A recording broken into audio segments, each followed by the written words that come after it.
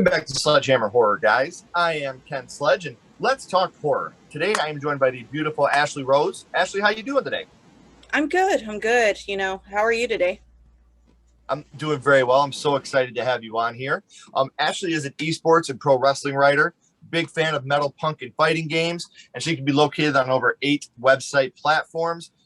Just a little bit about what you do, Ashley. Can you kind of fill us in a little bit about what you do? Oh God, what do I do? Geez.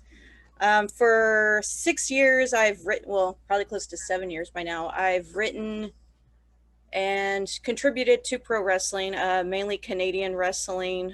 You can find anything I've written on all the platforms that you've listed. Right now, I'm at TWM News, which is a UK platform. I'm at Culture Plus Entertainment as well, which handles other entertainment aspects. I'm on Twitch, I'm on Twitter, I'm on Instagram, I'm on pretty much any platform I can be on, except for Facebook. If someone says it's on Facebook, I'm not there. I'm sorry. Maybe one Well, day. you guys don't have to go searching for her because I have all her links down here in the description. So make sure you're clicking these links and giving her a follow. Make sure you're checking out all the stuff that she does. 8+ platforms, guys. So, I mean, she's out here working her ass off to try to give us good content and all the writing that she does. So it is Oh, appreciated. yeah. And Yeah. I write So, esports too. So, and I've done a couple of a couple stuff with film as well. I'm kind of everywhere, I guess you can say. well, and that's why I was so excited to work with you because of all the different things that I've seen that you've done. And you are a very busy, productive lady. So it's really nice to be able to have this opportunity to work with you.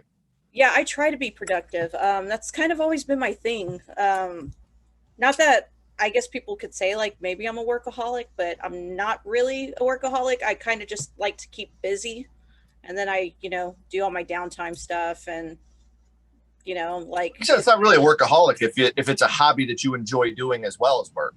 yeah. If you, I like I said, if you enjoy doing what you like to do, then just keep at it.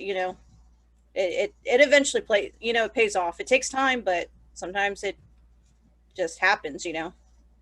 Right. And with as hard as you work, I know great things are bound to happen to you. So this is super exciting to me to learn where horror started for you, Ashley. That's the reason that we're here to talk about your first horror movie. And your first horror movie was. Nightmare on Elm Street. From what I can remember, uh, horror's always been a big deal in my family. Mhm. Halloween's like kind of our holiday in my household. So Yeah. I kind of always grown up with horror, and I was sitting talking to my sister, and she's like, "Do you even remember what your first horror movie was?" I told her, honestly, the only one I can vividly remember, the youngest, like as a child, was A Nightmare on Elm Street. But I told her, other than that, it was between that. I said probably it was Evil Dead, but then again, I watched Evil Dead a lot as a child, and I still do. Yeah. I don't blame you for that. Evil Dead 2, I think, is one of my favorite movies ever made. Yeah, I like Evil Dead 1, but Evil Dead 2 I felt like was a lot better. Army of Darkness I felt like was kind of more of a comedy in my opinion. So, I think Army of Darkness absolutely is an action adventure comedy. Like I think that there's no yeah, doubt that absolutely. the horror was absolutely stripped out when it came to Ash versus Army of Darkness. I think that was the working title, wasn't it? It's just Army of Darkness, but it was supposed to be Ash versus Army of whatever. Yeah. Getting off point. But Yeah. do you remember? You said you remember it vividly, but do you remember how old you were the first time you had seen Nightmare on Elm Street? God, I don't even know because I think that movie's just as old as I am, which I pretty much admitted my age. Um, no, I mean, like I said, like as a child, I can't even think of it because we always watched horror. I turned out just fine. um, No, I've always said that people, and I'm sorry for people that are repeat viewers that hear me say this often. I think that people that watch horror at a young age are actually more grounded in reality because the education we get from horror and the education that comes along with it, I think it really does ground you more in reality. You know the difference between fantasy and reality if you're into horror at a young age. A Nightmare on Elm Street, though, is an iconic film. It's in my top 3 favorite horror films of all time, in my top 3 favorite practical effect movies of all time. It's also withstood the test of time. And there's so many great scenes in A Nightmare on Elm Street that are so effective. But Ashley, what scene would you say affected you the most? Probably the alleyway scene. I know that the way they did the effects, I think they were holding like I think it was a rod between the arms and Mhm. with like a fish hook. but vividly I remember that, specifically the running in the alley. Yeah. And So when you see him just stretch those arms, it does look kind of silly now, but damn, that was scary when his claw hits the especially if you're metal like pipe. a child, like maybe the age Mhm. of 5. Right. And another thing I've talked about, going from watching Thundercats to watching A Nightmare on Elm Street really is a shock to the system. When you go those total polar opposites as a child, it is such a big jump there. Yeah, absolutely. And I, I grew up in the middle of nowhere, I guess you can say, as a child. We lived out in, I guess, it would be like, well, over here we would say country. Yeah. So I lived on, like, as a child, I lived on a ranch. There wasn't really much to do. So we constantly just watched movies all the time or Sure. played video games. So it was, my entire life was video games, horror movies, and pro wrestling. That was my life growing up as a child. So I get it. I grew up in a video store. My parents owned a video store, and horror movies. I don't remember it. I was way too little, but I was there in Detroit, Michigan at WrestleMania 3 when Hogan slammed Andre the Giant. My parents took me to that. So professional wrestling has always been very important to me. I don't keep up on it now as much as I could, but as a kid, the first time I ever really got in trouble, I gave my sister sweet chin music as she walked into the living room. I pulled my Shawn Michaels and bam, got her. you know. But professional wrestling, horror movies, video games, and baseball for me growing up was all the Yeah, rage. That's what I did. pretty much any sports, growing up Mhm. in the South is a thing too. So, yeah, I Well, I'm a mean, Detroit boy, so so and that I'm was from what the we South, did. so but it is like it is what it is. Like Mhm. stuff like that, I grew up with, but that's like what I can recall what my first horror movie was growing up, and then of course I vividly remember as a child I watched like Texas Chainsaw Massacre, Sure. Suspiria, The Exorcist. I watched a lot of things as a child that I probably shouldn't have watched, but This uh, is almost turning into a therapy session now. Like, fuck, what was I doing? I mean, I was happy. It doesn't matter. I was a pretty happy kid. My favorite franchise as a child was actually Puppet Master from Full Moon. Love it. I got the Blu-ray box set downstairs. Huge fan of Puppet Master. I think that shit is gnarly as hell. Yeah, it's like the fact that they just kept going. Mhm. It The wasn't leech until guy, man, he freaks yeah, me out. the leeches. Blade was my favorite. So classic. Mhm. Just a regular character, very plain face. Hook and a knife. Uh, So, I mean, I watched a lot as a child, and that's why my sister was like, "Do you even remember your first one?" I told her I vividly remember being scared of A Nightmare on Elm Street, but other than that, no, like, no. But I said I vividly remember that was the one that left an impression. Child's Play, I was cool with it, whatever. It wasn't, but I always preferred that franchise over Child's Play's franchise. Sure. You See, know, and they were supposed to since like 2007. They've been saying they're going to do a Child's Play on Elm Street, where Chucky ends up in a kid's house on Elm Street, and him and Freddy kind of meet each other in a dream world. And I think that would be so dope. I'd love to see that. Those yeah, two we going like to against see each other. crossovers. Hmm. So it is, it is. I mean, I liked Child's Play later on as an Hmm. adult, um, mainly because I just like Jennifer Tilly. So Sure. that's mainly why I got into it more. But other than that, like, I think it wasn't until like later on in my teenage years into like my 20s I got into like more stuff like Dario Argento stuff and Sure. Reanimator is one of my favorite horror films of all time. Um, or like it could be in between, I guess, horror, science fiction, because you got From Beyond as well. Well, I totally like a Reanimator as a horror movie, completely as a horror Yeah, movie. I mean, there's some people that have that argument, but I think it's a horror movie. Sure. uh, so yeah, I mean, that's pretty much it. That's why I said I like watched a bunch of different stuff, man. And then I got more into trauma later on. Lloyd Kaufman is the shit. Yeah, I've met him a few times. He was super cool, he was super nice. Everyone there was pretty cool. So I met him at when I lived in Atlanta. I met him at Dragon Con, and then I met up with him in New York. So Yeah, he's a legit one of the coolest dudes to talk to. He's very, very animated. Yeah, yeah.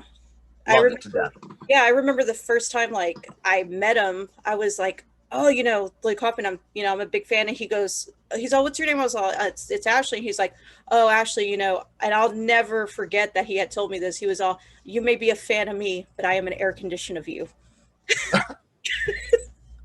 So And I could totally see him saying that too. I am an air condition of you, and like it's always stuck with me. I'm like, okay. Because that's amazing. Like that's such a Lloyd Kaufman thing to Thing to say. say, yeah. So With Lloyd Kaufman too, they just announced that they're going to be remaking the Toxic Avengers, and I'm so excited to see the direction that they take this in. yeah, I'm not sure exactly where they would go. I know I said like I like 1 and 4 Mhm. out of like the franchise. Like 2 and 3 were okay, but I thought like 1 and 4 went better together. Yeah, So it'll be interesting. I don't think remakes are inherently bad. I'm just excited to see the direction they go. yeah, I don't have a problem with like a lot of different remakes. Like I didn't think the Evil Dead remake was all that bad, honestly. I love it. Like I'll be completely uh, honest with you. I like the Evil Dead remake more than I like the original one. I'm completely honest, and I have no problem saying that. I'll choose Evil Dead 2 over the remake, but I think the remake is so intelligent. I think it's bloody. I think it's disgusting. I think it's everything I love in a horror movie. so, like I said, I don't think all remakes are bad. What else was remade? The Thing was remade. Mhm. You know, I don't think all of them are necessarily bad, like Right. people think they are. Some of them I forget there was remakes because they were so bad I just forgot that they existed. So if I forget they exist, they don't exist in my reality. Sure. Well, and that to me goes back to Nightmare on Elm Street. I was not a huge fan of that remake. No one And was really. huh? I don't think anyone was. I said no one was, or I don't think anyone was. Sorry, Justin.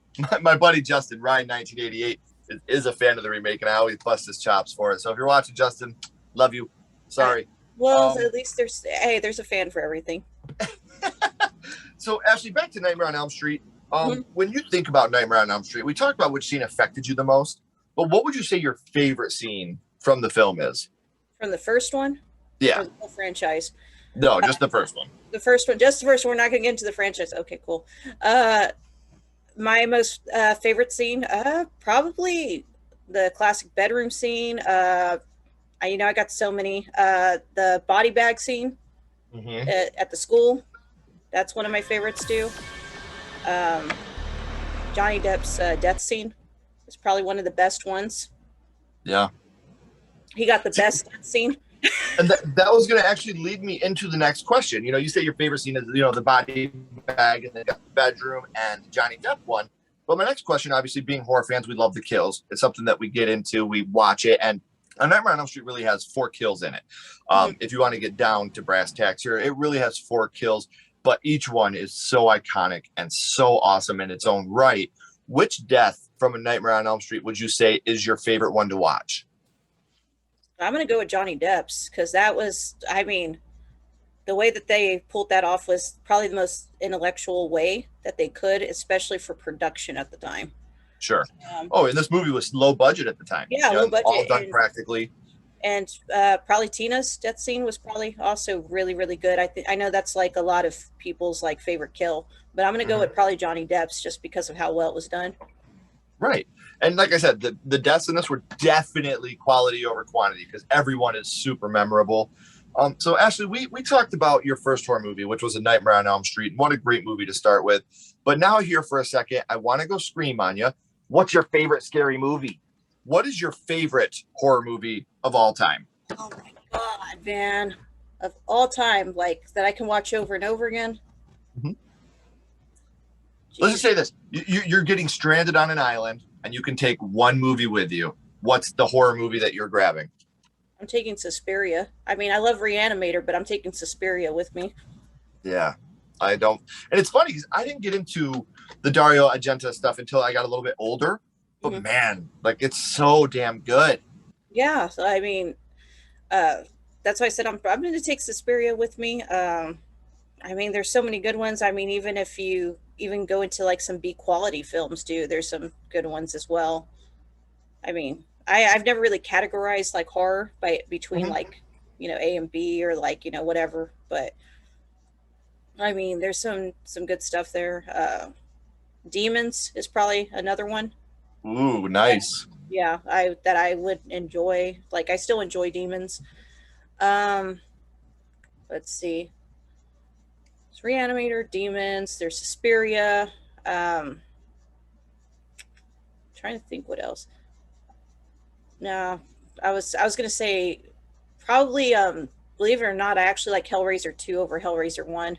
Oh, so do I. Oh, Yeah. 100% so do I. Hellbound, I think it's far superior than Hellraiser. I'm not a huge Hellraiser guy. I think that Hellraiser is one of the most overrated horror franchises of all time. I'm excited for the remake coming out.